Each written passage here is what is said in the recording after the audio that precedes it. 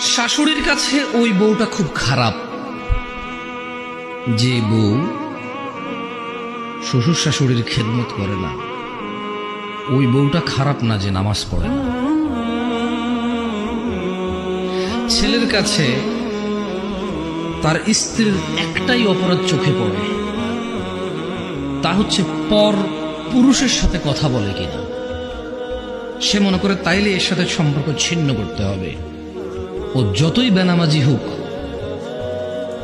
ও যতই বোরখা ছাড়া চলুক, ওর সাথে সম্পর্ক ছিন্ন করার কথা কোনো পুরুষ চিন্তা করে না, নিষেধ করে না।